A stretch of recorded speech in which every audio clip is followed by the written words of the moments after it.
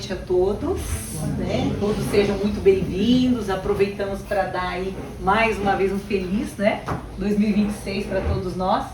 Mas já é a segunda vez que a casa está abrindo esse ano, né? Mas sejam todos bem-vindos. Tem alguém aqui que está vindo pela primeira vez? Sejam mais ainda bem-vindos. Não que os outros não sejam, né? A casa é sempre aberta, né? Não há necessidade de ser espíritas para estarmos aqui. Aqui buscamos o ensinamento do Evangelho pela luz da doutrina. E hoje vamos ter o Carlos Eduardo, que é lá do Centro Maria de Nazaré, que vai aí nos brindar com a palestra dele, falando sobre o Evangelho no lar. Nós vamos fazer uma prece para iniciar os trabalhos da noite. Depois nós vamos ter a palestra do Carlos. Quando encerrar, nós vamos ter mais uma oração fechando os trabalhos e aí encaminhar aqueles que querem tomar um passe ou fazer a fluidoterapia, ok? Então quem quiser, feche os olhos, quem não quiser, abra apenas o coração. E vamos receber essas bênçãos desta casa, que está sendo preparada muito antes de aqui estarmos, para poder deixar o ambiente adequado, para acalmar o nosso pensamento, o nosso coração, para receber aqui informações preciosas que são capazes, se nós quisermos, de fazer a gente sair daqui melhor do que a gente entrou. Que assim seja. Boa palestra, Carlos.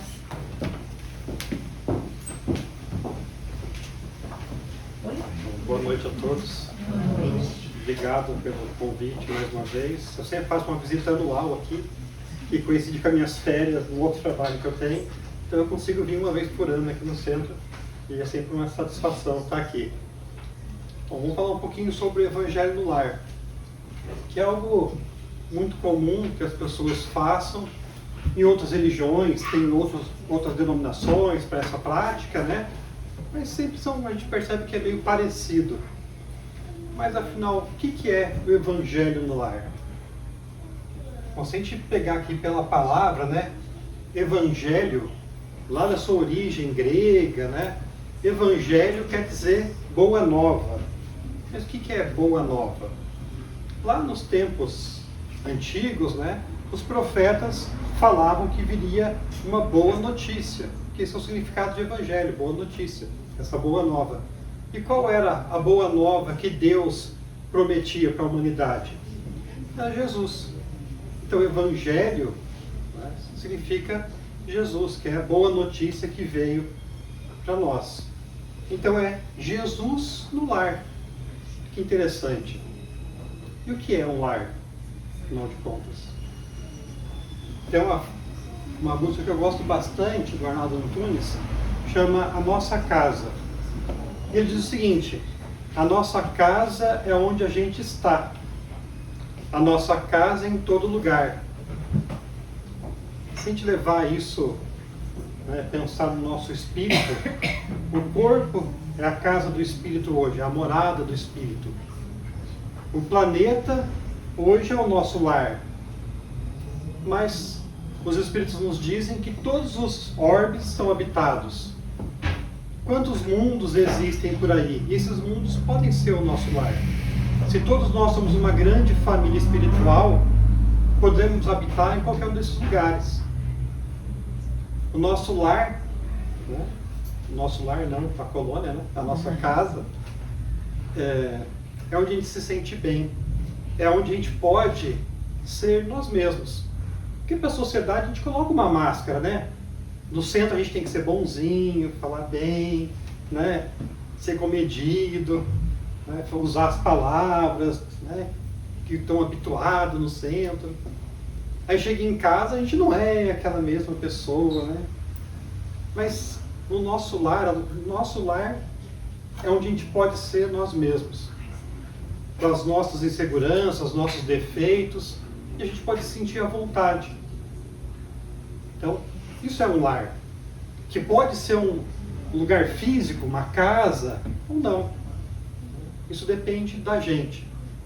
Mas o importante é que a gente consiga trazer Jesus para dentro do nosso lar, para dentro da nossa casa. Porque as mensagens que ele trouxe para a gente, porque a Bíblia, se a gente pegar, é um livro de biografia, que conta partes da passagem de Jesus por aqui. Porque não tem tudo na Bíblia. Se fosse colocar tudo que Jesus fez nos 3 anos ali que foi relatado, a Bíblia ia ser uma Barça, né? O pessoal mais antigo sabe o que é Barça, o pessoal mais novo não sabe o que é Barça. Mas a Barça era uma coleção de livros falando sobre vários assuntos que a gente comprava, custava caro, pagava em várias prestações, né? Eram 10, 12 livros, nem lembro quando, mas sei que ficava 18, bonito na estante. 18. A Barça. 18? 18 livros. Eu lembro que a gente tinha a Barça também, eu lembro que a gente pegava para consultar alguns trabalhos, não tinha Google na época, né? Enfim. Mas se fosse escrever tudo que Jesus colocou lá, teria muito mais. Muito provavelmente, né, as passagens que estão lá, as histórias, foram as que mais marcaram, que mais chamaram a atenção dos apóstolos, né, que foram quem relatou tudo isso. Mas é claro que não está tudo lá. Mas o principal está lá, que é o conhecimento para a nossa evolução moral. Bom, para fazer o Evangelho no Lar, que é o nosso culto em casa, a gente tem uma série de passos, que é muito rápido. Para fazer o Evangelho vai demorar ali 10 minutos, 15 minutos, já é uma discussão mais profunda ali, meia hora, mas é muito rápido e muito simples. E a primeira coisa que a gente tem que se atentar é escolher uma data, um dia da semana e um horário. Por que isso? Para a gente se organizar e não perder. Se você fala, não, eu vou fazer uma vez por semana. Aí passa a semana e você fala, será que eu fiz? Eu não sei você, mas eu sou bem esquecido, assim. Então, às vezes acaba a semana e eu não sei, fiz, não fiz.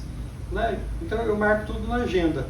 Então a gente define uma data e um horário, ó, nosso em casa é segunda-feira às 8 horas da noite. Então a gente já sabe que sempre nesse horário vai ter em casa o Evangelho e a gente não marca nada. Alguns parentes até sabem que a gente tem esse hábito e nem nos convidam para nada nesse horário. Horário reservado para isso. Assim como a espiritualidade também pode participar do Evangelho da nossa casa. E os espíritos, alguns acham que estão lá dormindo na nuvenzinha, não é bem assim. Né? Eles trabalham, têm outros compromissos, principalmente se for um espírito mais elevado, né, que tem diversos trabalhos. E se a gente define um horário e uma data, ele pode se programar também para vir até a nossa casa e participar desse Evangelho. Assim como nas reuniões nas casas de oração, eles também se organizam para estar aqui, prepararam um ambiente espiritual para a gente estar aqui hoje. Na nossa casa eles também podem fazer a mesma coisa, se nós nos programarmos. Porque eles não vão ir lá e ficar esperando, pô, mas cadê esse povo? Não vem, né? Ninguém gosta de ficar esperando, né? Quem não quer nos encontrar. Então se a gente faz isso, facilita, organiza, a gente se organiza para estar lá, para conseguir ter essa assiduidade, e eles também. Tendo esse horário, eles podem trazer até a nossa casa alguns irmãos que precisam escutar aquela mensagem. No livro do André Luiz, que me fugiu o nome, eu acho que é Missionários da Luz, eles contam que durante uma reunião de evangelho, o mentor começa a soprar, dar intuição para quem estava lendo a mensagem, para ter um diálogo, para ter uma explicação melhor sobre a passagem do Evangelho. E eles levavam irmãos que estavam precisando ouvir aquela mensagem, também para participar. Às vezes aqueles irmãos que estão com a gente, que muitas vezes não gostam muito da nossa companhia, mas estão ali para nos prejudicar, ou às vezes aqueles que simplesmente estão passando na rua e simpatizaram com a nossa energia, com a nossa vibração. Porque a gente é vibração. Se eu estou pensando que eu quero jogar bola, muitas vezes tem um espírito que ele também quer jogar bola.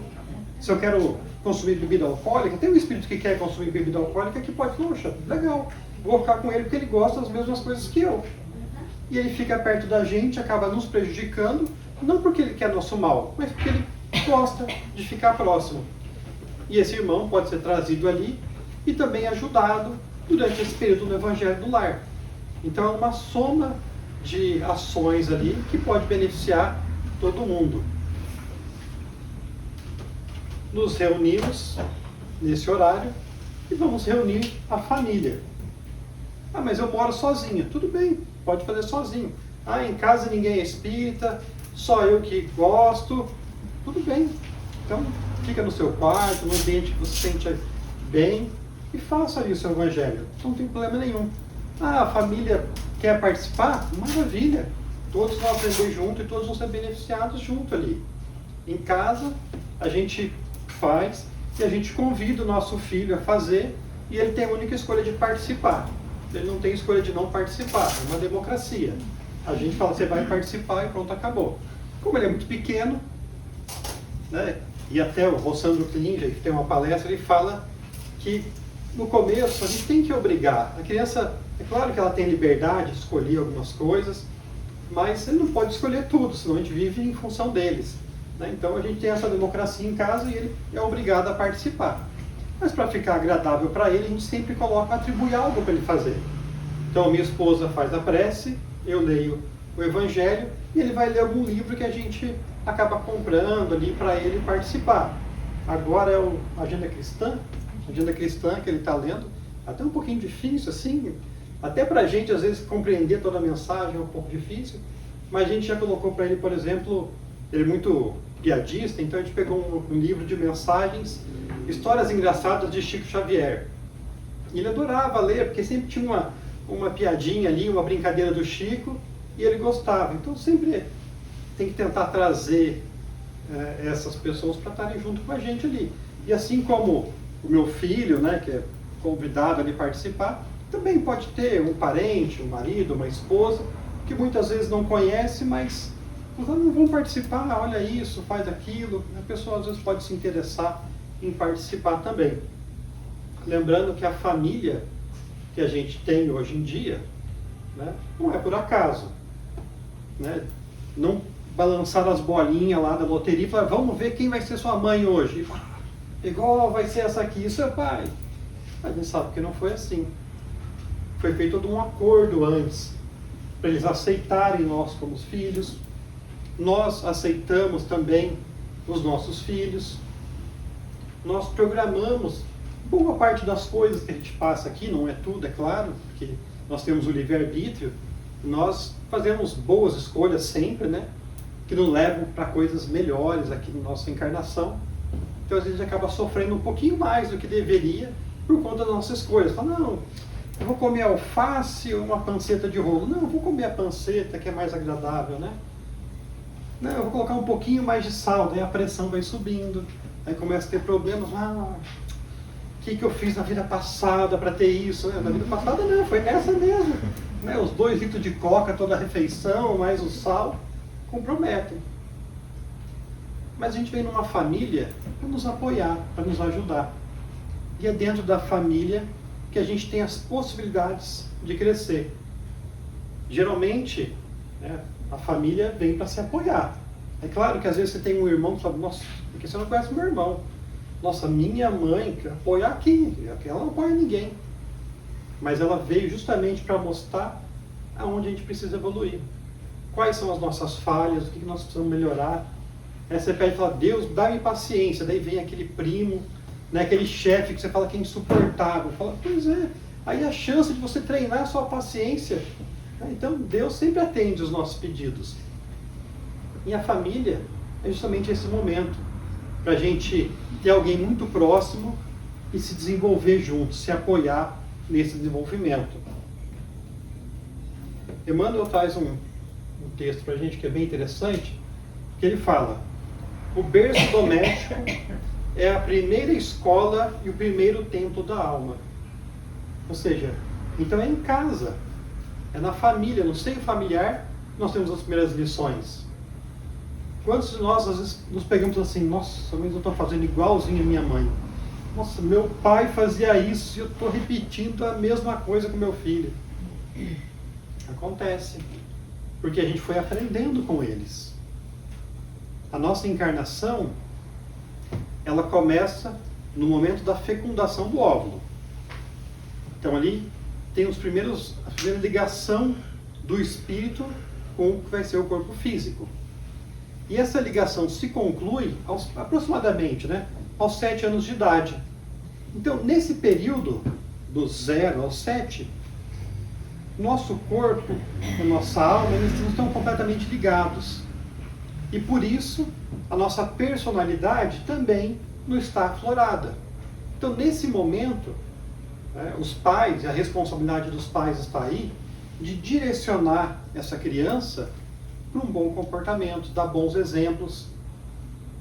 Porque até os 7 anos é mais fácil dele aprender esses novos conceitos.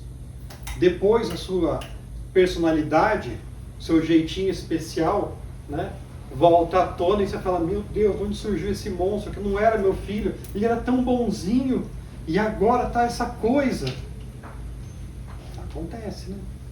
Então aquele começo ali é importante para isso. Nessa palestra que eu citei do Rossandro, ele fala que uma mãe veio conversar com ele e que ele falava que tinha que impor algumas coisas para a criança, e ela escutou aquilo e ela obrigava o filho dela a participar da evangelização e também do evangelho no lar. E que quando tinha 14, 15 anos se revoltou e não quis mais, não teve como obrigar. E um dia ela falou assim, vou ligar. E ligou para o filho, falou, filho, eu sempre obriguei você a participar e tal. Você acha que eu fiz errado aquilo? E ela não morava juntos, que era uma pessoa muito difícil, o filho. Ele falou, não, mãe. Eu ainda lembro daquelas coisas e às vezes eu tenho vontade de matar um. E eu lembro que está lá falando, não posso fazer isso, né? Não posso, tenho que me segurar. Porque esses conceitos ficam guardados lá. E às vezes quando a gente faz alguma coisa de errado, começa a pesar a nossa consciência. Porque a gente aprendeu lá atrás. E esses conceitos não vão abandonar a gente, né? Está tudo lá guardado. Então por isso que é tão importante essa primeira escola. A casa do homem é a legítima exportadora de caracteres para a vida comum. Veja, a vida em diante. Como esperar uma comunidade segura e tranquila sem que o lar se aperfeiçoe? Então, se dentro de casa as pessoas não conseguem se suportar, imagina na rua com um estranho que você nem conhece, não sabe quem é. Vai ser muito mais difícil. Se aquelas pessoas com quem eu dividi a comida, dividi um teto, dividi tantas coisas, eu não consegui criar um laço de afeto. Imagina com alguém no trânsito que eu nem conheço, que vem buzinar e pegar meu espaço na rua. Você vai estacionar no shopping, aquele dia que está lotado, a pessoa vem e rouba a sua vaga. Sua vontade é de passar o carro por cima da pessoa já. Se em casa a gente não consegue, imagina na rua. Se não aprendemos a viver em paz entre 4 paredes, como aguardar a harmonia das nações? Então a gente vê guerras. Por quê? Por conta desses comportamentos. As pessoas não conseguem aprender isso. É claro que tem gente que teve toda a base ali para ter um comportamento diferente e não quis. Faz parte da evolução de cada um. A natureza não dá salto, a gente vai aprendendo e vai se melhorando aos poucos. Mas na casa é onde começa tudo. Olha só essa criancinha. Então ele está num templo muçulmano. Todo muçulmano faz suas orações voltado para Meca, em determinados horários. Né? Eles estendem os tapetes, vão lá, se abaixam e fazem suas orações. Com certeza a criança não faz a menor ideia por que eles estão fazendo isso, mas ele foi lá e começou a repetir o comportamento. Isso aqui é imagem de internet, né? Essas imagenzinhas que a gente pega. Mas quantas imagens a gente pode pegar na internet de crianças repetindo pais ou pessoas conhecidas que não vão ser tão graciosas como essa? Quantos vídeos de crianças repetindo frases, repetindo, né, palavras tão belas e nobres que não vale a pena falar aqui? É o exemplo. André Luiz coloca pra gente. Desculpa, Emmanuel. A melhor escola ainda é o lar, onde a criatura deve receber as bases do sentimento e do caráter. Então é em casa. Ah, mas eu não tive lar, meus pais me abandonaram, né? Com certeza deve ter sido uma vida muito difícil quem teve que passar por essa prova. Mas sempre tem alguém, por mais que a gente seja, não tenha ninguém assim, aparentemente, sempre tem alguém que cuida da gente. Sempre tem alguém que está próximo ali, seja um tio, uma avó, sempre tem alguém. Né? Deus não abandona ninguém. Sempre tem alguém ali para nos amparar. Às vezes a gente não consegue perceber, a gente não consegue olhar para isso. A nossa dor é tão grande que a gente não consegue olhar para aquele que está doando amor para a gente.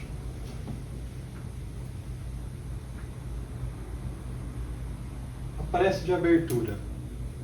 Então definimos um dia, o horário, reunimos lá a família e toda reunião, todo evento espírita começa com uma prece. Então o Evangelho no Lar também vai ser iniciado com uma prece. E o que é uma prece?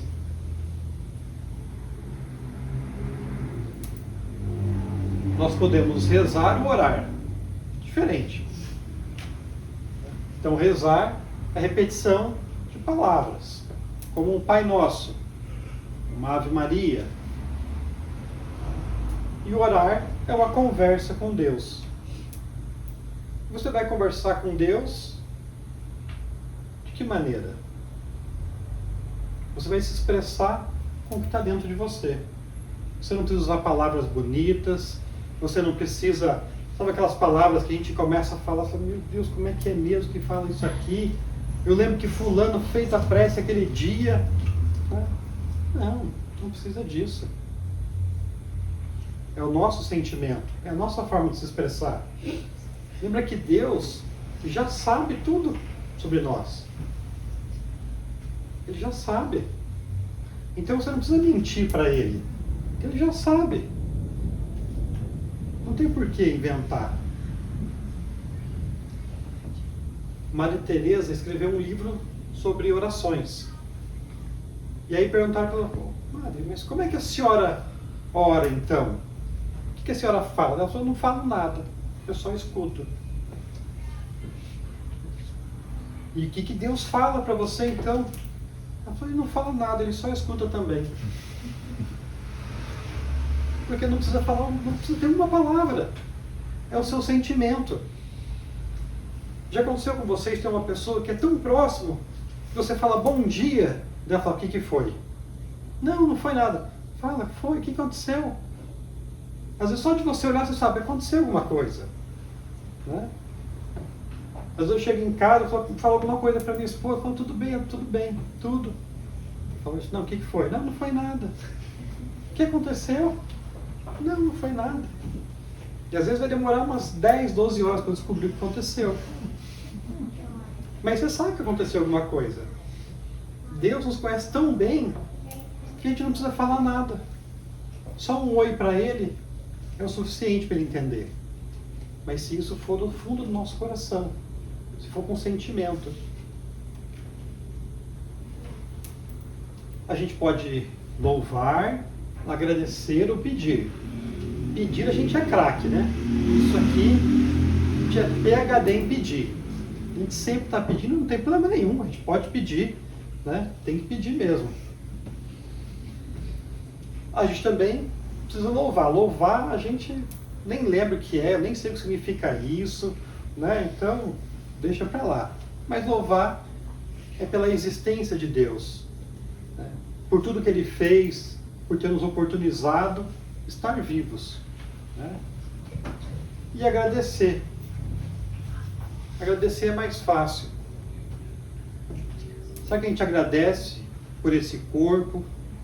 Será que a gente agradece por essa casa que recebe hoje a gente, né? Que está super agradável, um ambiente limpo, preparado, né? Quantas pessoas trabalharam para preparar isso aqui?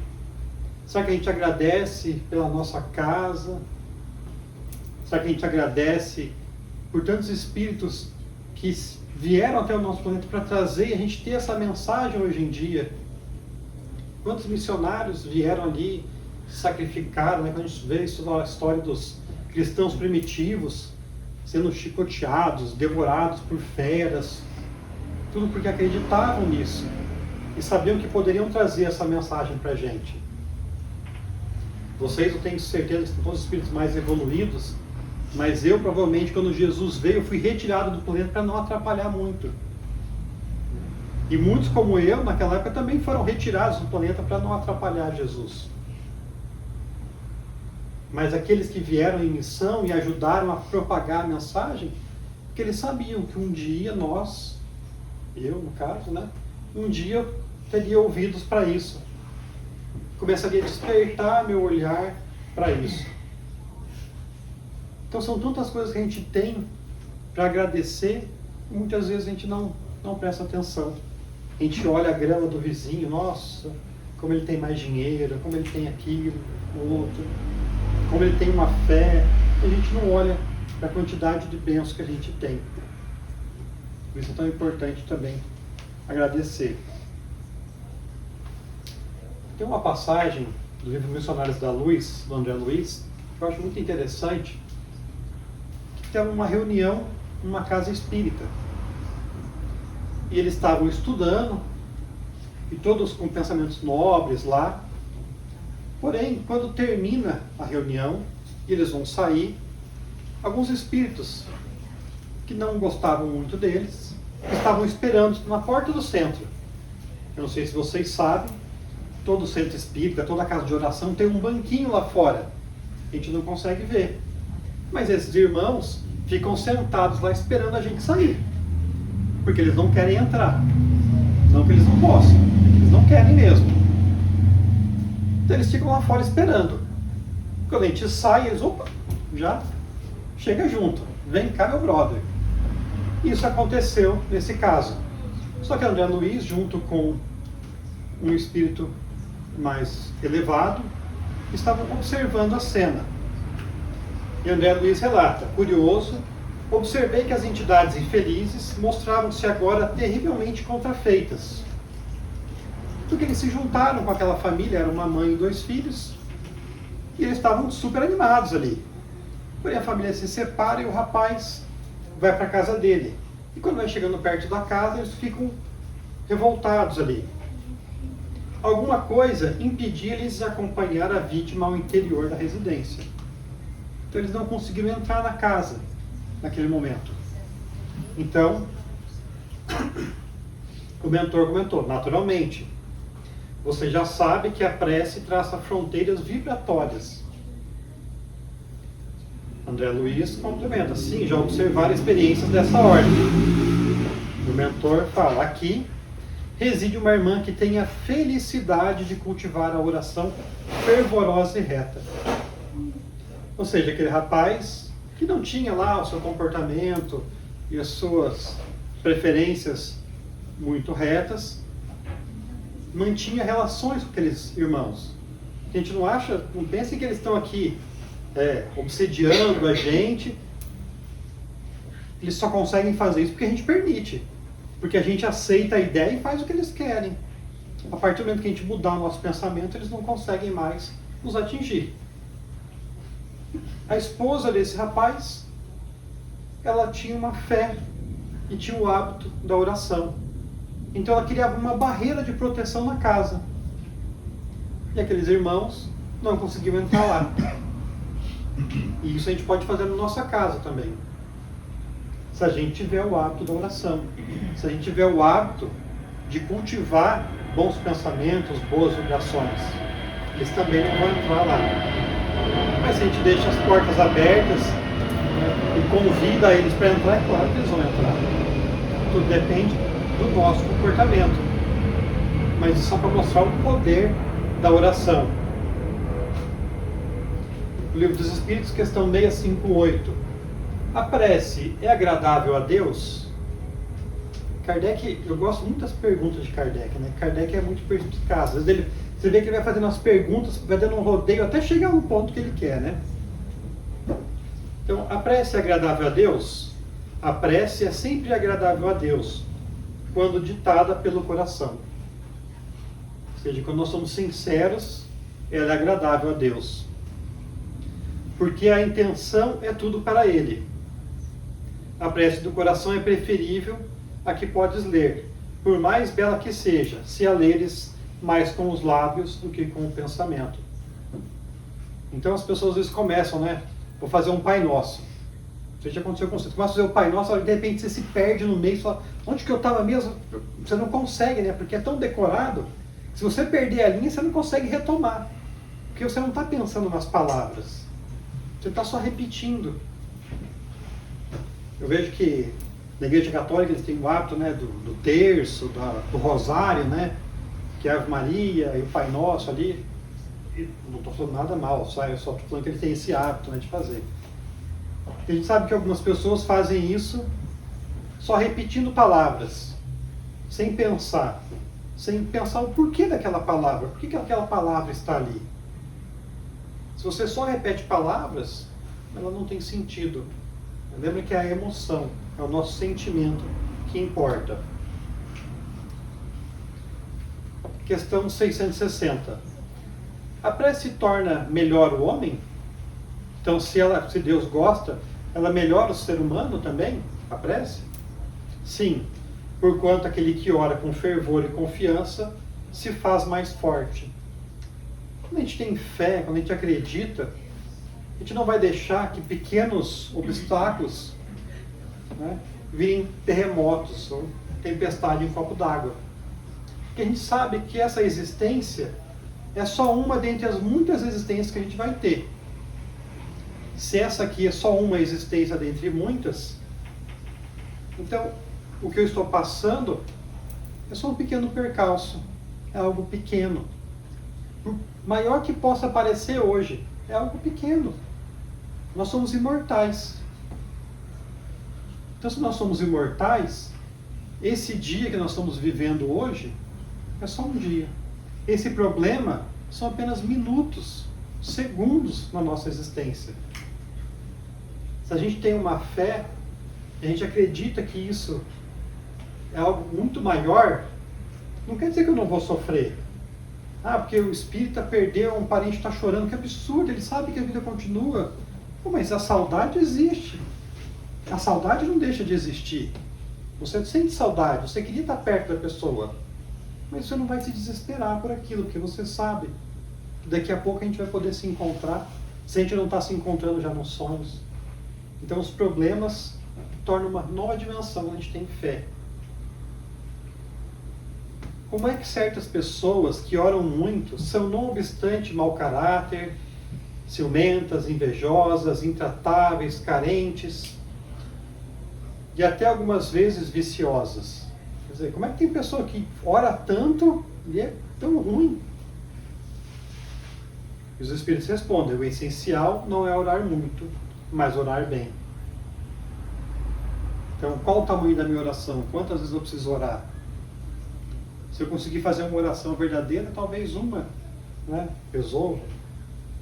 Não preciso ficar fazendo oração o tempo todo, mas ela tem que ser sincera.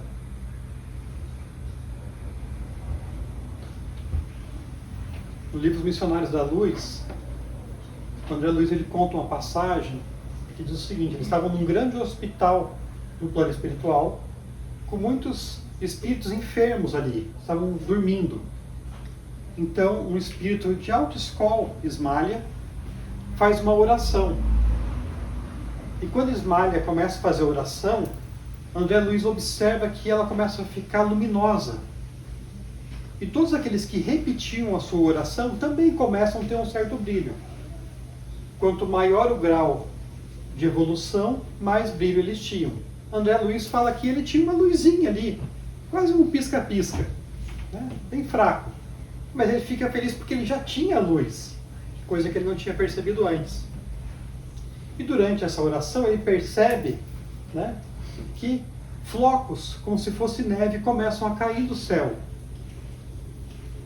E ele começa a cair sobre todos que faziam a oração. Aqueles que estavam dormindo e não faziam a oração não recebem esses flocos. E esses flocos caem sobre eles. E ele percebe que quanto mais evoluída a pessoa, quanto maior a capacidade de amar o próximo, mais ele absorvia aquilo lá. Então o que ele observa é o seguinte: a oração ela sempre é atendida. Sempre que a gente faz uma oração, ela vai ser atendida. Talvez a gente não consiga sentir da nossa falta de fé, talvez pela nossa falta de evolução, a gente não consegue perceber que ela foi atendida. Mas todo mundo é atendido, todo mundo recebe conforme a sua evolução.